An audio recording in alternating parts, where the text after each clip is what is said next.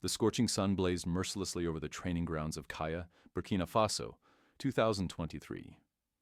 Captain Ibrahim Traoré, disguised as a humble new recruit, stood silently amid the sweltering heat, ready to assess the state of his nation's military firsthand. His presence, modest yet dignified, drew the attention of a rugged group of American mercenaries, brought in by a private security company backed by influential powers in the U.S. Suddenly, a harsh voice shattered the oppressive silence. The American mercenary leader, notorious for his ruthless arrogance, marched aggressively toward Traoré. His eyes were cold, his face twisted into a sneer of utter contempt. "What is this useless African soldier doing here? You don't belong here, soldier. Get out of my squad." A nearby mercenary chuckled cruelly, adding salt to the wound. "He's probably only good enough to fetch water and run errands." The mocking laughter spread among the mercenaries, humiliating Traoré openly. Traoré, calm and composed, stated firmly yet respectfully, "I'm here to evaluate the tactical training." His words, though quietly spoken, sparked an unexpected rage. Without warning, the mercenary leader lashed out, striking him harshly. Traoré was dragged roughly onto the dusty grounds, his dignity trampled beneath boots. Mercenaries around him filmed the humiliating spectacle, mocking him relentlessly as videos swiftly made their way online, turning him into a laughingstock. Yet, hidden beneath the dirt, humiliation and bruises was a strength unknown to all around him. Ibrahim Traoré's true identity and authority remained concealed, but not for long. The injustice he suffered would soon ignite a storm powerful enough to reshape the future of Burkina Faso forever. In the days that followed, the training base in Kaya buzzed with toxic energy. The American mercenaries strutted around with renewed arrogance, emboldened by the viral videos of their supposed triumph over a pathetic African grunt. Laughter echoed through through the barracks as Traoré's image became a cruel meme among them, titled "Errand Boy Extraordinaire." But within the walls of the presidential compound in Ouagadougou, plans were unfolding. Traoré, back in command and seated in full authority, watched the videos with steely eyes. Not a flicker of anger crossed his face, only the quiet fire of justice. He summoned his most trusted commanders. "Let them mock," he said calmly. "Let them believe they've won." Meanwhile, at the base, tension simmered.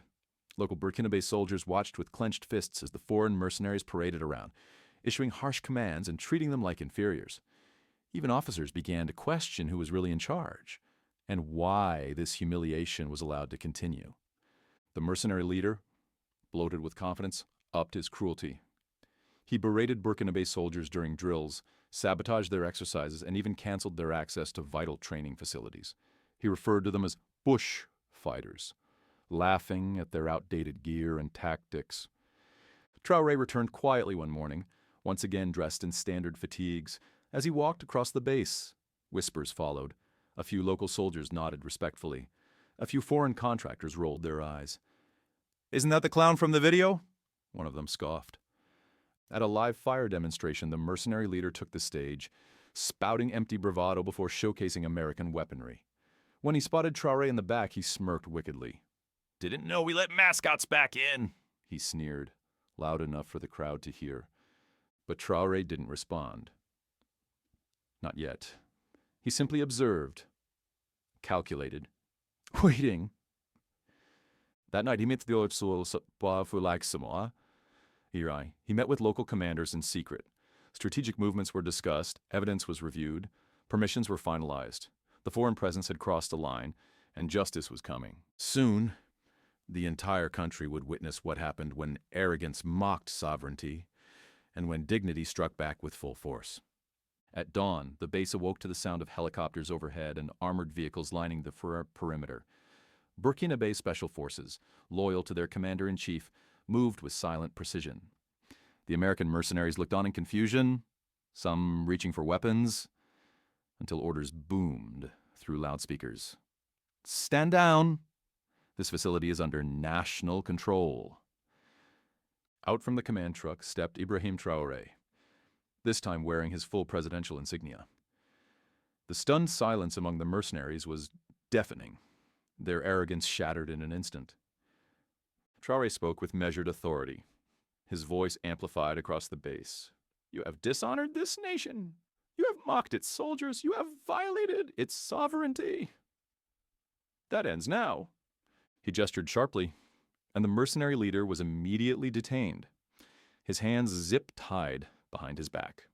Others followed, no longer defiant, just silent, stunned, defeated. News cameras captured every second. Within hours, the footage flooded international headlines.